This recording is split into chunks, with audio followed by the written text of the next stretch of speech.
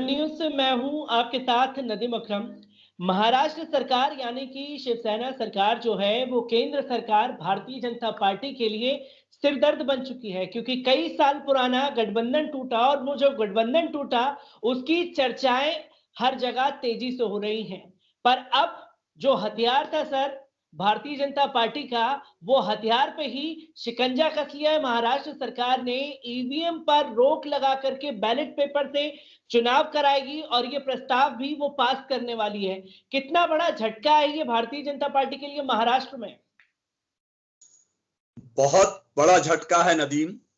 एक बात मैं आपसे कहना चाहता हूं कि इलेक्शन में जो ईवीएम है उस पर सवाल उठते रहे हैं।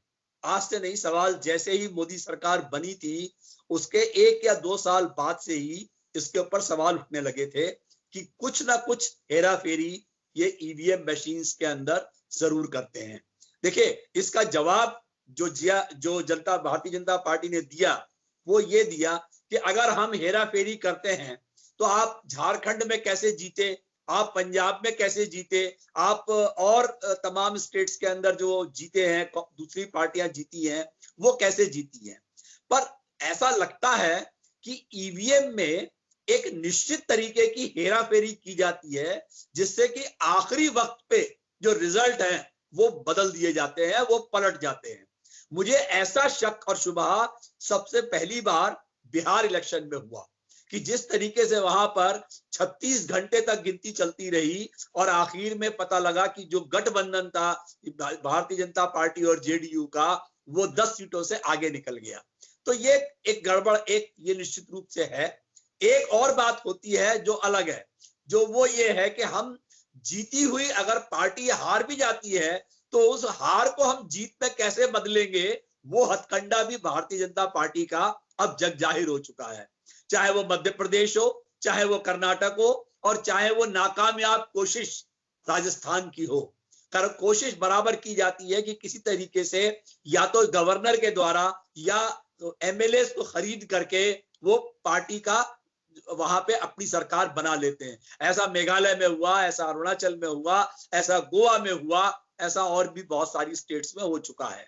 तो ये हथकंडा बीजेपी का है जो अब शक के दायरे में है। और मैं समझता हूं कि जो अघाड़ी सरकार है उसने ये फैसला बहुत ही माकूल वक्त पे किया है, क्योंकि अब जो विधानसभा के इलेक्शन जब महाराष्ट्र में होंगे तो वो ये इलेक्शन बैलेट पेपर पे करवाएंगे, और उसके पहले मैं समझता हूं जो स्थानीय निकायों के चुनाव होंगे उनको भी वो बैलेट पेपर पे करवाने का प्रयत्न जरूर करेंगे।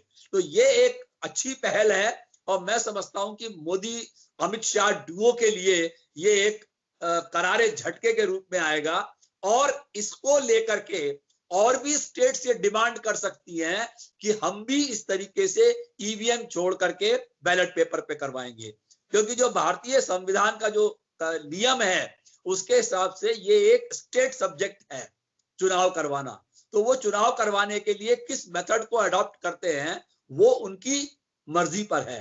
तो ये अगर इस तरह का चेंज महाराष्ट्र सरकार ने किया है तो बहुत स्वागत योग्य है और इसे असेंबली में पास होना ही चाहिए। क्योंकि सर अगर देखा जाए ईवीएम को लेकर के तमाम सोशल एक्टिविस्ट भी आवाज उठाते रहे, तमाम राजनीतिक पार्टियां भी बोलती रही, पर ईवीएम पर बिखरे हुए क्यों थे? क्यों नहीं अब जब मौका दिया है महाराष्ट्र सरकार ने, सब एक साथ होकर के ईवीएम बैन करने की मांग उठाए? मैं आपकी बात से पूरी तरह से सहमत हूं। आपने देखा होगा कि इसके खिलाफ आवाज उठाने वाली सबसे पहली पार्टी आम आदमी पार्टी थी, जिसने दिल्ली में इस पे आवाज उठाई थी। न सिर्फ उन्होंने आवाज उठाई थी, उन्होंने अपने राज्य में जो एक डेमो दे करके अपनी असेंबली में ये एक प्रस्ताव पास किया था कि हम ईवीएम मशीन्स में जो होने वाली धोखाधड़ी और हेरा फेरी है उसको हम किस तरह से बता सकते हैं। और उन्होंने ये दिखाया था कि एक कोई भी बटन दबाने पर जो वोट था वो कमल के फूल की तरफ ही जा रहा था। ऐसा उन्होंने अपने इतिहास में पहली बार एक असेंबली के अंदर इसका डेमो उन्होंने जनता के प्रतिनिधियों के सामने दिया था। तो एक ये ऑफिशियल चीज है और एक कॉन्स्टिट्यूशनल एक्टिविटी है जो उन्होंने करके दिखाई थी। पर जैसा आपने बताया कि और राज्य इसके अंदर क्यों नहीं पहल कर रहे हैं, मैं समझता हूं कि हर एक का अपना एक सोचने का नजरिया होता है। उन्हें शायद ऐसा लगता है कि हम इसको साबित नहीं कर पा रहे हैं कि ईवीएम मशीन में हेराफेरी होती है, इसलिए यहाँ पे चुनाव में गड़बड़ी होती है। पर सच्चाई ये है कि आपने सुना होगा कि यूरोप के अंदर बहुत सारे देश हैं, वहां पर सिर्फ यदि 50,000 लोग किसी डॉक्यूमेंट के ऊपर साइन कर देते हैं तो वहां के जो एक्ट है वो चेंज हो जाते हैं, और 1 लाख लोग अगर साइन कर देते हैं तो कानून बदल जाते हैं। तो ये आपके हाथ में है, ये मेरे हाथ में है, ये जनप्रतिनिधियों के हाथ में है कि वो क्या तरीका अडॉप्ट करना चाहते हैं चुनाव के लिए, कि वो ईवीएम चाहते हैं कि वो बैलेट पेपर चाहते हैं, उन्हें क्या तरीका पसंद आता है। तो मैं समझता हूं कि ये महाराष्ट्र की सरकार ने शायद अपनी जनता की आवाज सुनी है और इस तरह का प्रस्ताव लेके आ रहे हैं। महाराष्ट्र सरकार का जो ये कदम है सर, मैं एक सवाल लेना चाहूं तो आने वाले विधानसभा चुनाव है कई राज्यों में, अगर कुछ ही महीने की बात करें तो बंगाल का चुनाव है, असम का चुनाव है, केरल में चुनाव है, तमाम जगहों पर चुनाव है। क्या इसका असर जो है महाराष्ट्र सरकार के इस कदम का आने वाले चुनावों पर पड़ेगा? निश्चित रूप से पड़ेगा। मुझे ऐसा लगता है कि शायद इस बारे में पहल करने वाली पहली मुख्यमंत्री शायद ममता बनर्जी ही हो, और इसके अलावा चुनाव असम में है, तमिलनाडु में है, केरला में है, और भी जहां जहां के राज्यों में चुनाव होने हैं वहां पर उनके राज्य की सरकारें इस तरह का निर्णय जो है वो निश्चित रूप से ले सकती हैं या इसके बारे में कदम बढ़ा सकती हैं। क्योंकि सर मैं एक आखिरी सवाल आपसे लेना चाहूंगा, लगातार 2 दिन हुए हैं, 2 दिन में महाराष्ट्र सरकार 2 बड़े झटके दे चुकी है। अगर मैं कल के दिन की बात करूं तो राकेश टिकैत से संजय राउत की मुलाकात हो जाती है, वो भी उस दौरान जब सरकारें किसानों को रोकने के लिए सड़कों पर कीले गाड़ रही हैं, बैरिकेडिंग पर बैरिकेडिंग लगा रही हैं। ऐसा लग रहा है क्या ये सरकार मोदी जी जो हैं वो किसानों को दीवारों में चुनवा करके मानेगी क्या? नदीम, सरकार इस वक्त बुरी तरह से बौखला गई है। इस तरह के कदम सेन पॉलिटिशियंस नहीं उठाते हैं, जो जिनका दिमाग अपने ठिकाने पे होता है वो इस तरह के कदम नहीं उठाते हैं।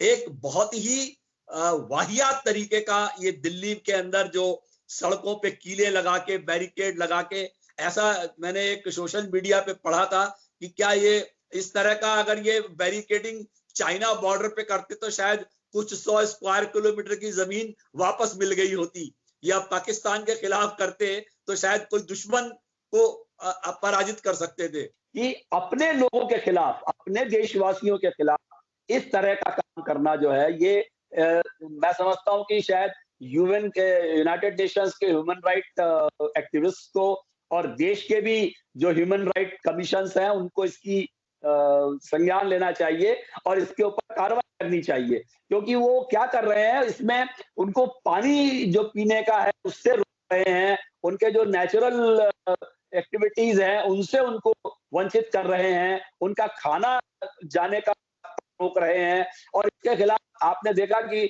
पश्चिमी उत्तर प्रदेश के तमाम शहरों के अंदर महापंचायत हुई है, उनमें हजारों लोग जो है उस तादाद में शामिल हुए हैं, और लोग बॉर्डर के उस पार किसान जो है वो आकर के जमा हो रहे हैं। तो ये सरकार के लिए मैं समझता हूँ बड़ा झटका है। और आज भी आपने देखा कि एक बहुत फेमस रैप स्टार रिहाना और ग्रेटा थुनबर्ग जो प्राइज विनर हैं एनवायरनमेंट के लिए, उन्होंने ये फार्म लॉ के ऊपर कहा है कि ये इसके ऊपर बात होनी चाहिए और उनके फार्मर्स प्रोटेस्ट को उन्होंने समर्थन दिया है। तो ये सब चीजें मैं समझता हूं, और जबकि देश की पार्लियामेंट बैठी हुई हो तो ये लक्षण जो है वो अच्छे नहीं है।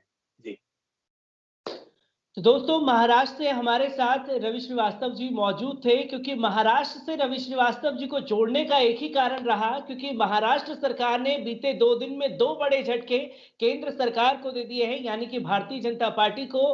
पहला जो ईवीएम बैन है उसकी शुरुआत महाराष्ट्र सरकार ने कर दी है, और दूसरा राकेश टिकैत जी से जो संजय राउत की मुलाकात हुई है उसके कई सारे मायने निकल करके सामने आ रहे हैं। शुक्रिया सर हमसे जुड़ने के लिए।